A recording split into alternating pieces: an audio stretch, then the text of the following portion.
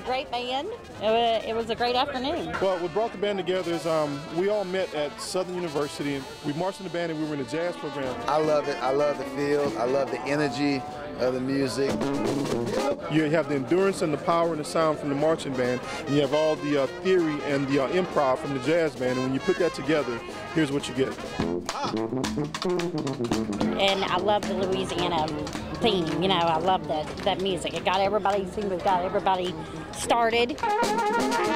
It's a part of the culture in a way that I haven't seen it in very few places. If there was ever a place where music would help take me around the world, it would be New Orleans. Kind of indulged into the culture, got into it, and started learning all about the history of the jazz and the brass band. And once you combine that with all the food and the good times and the people, it's infectious, so it's hard to get away from.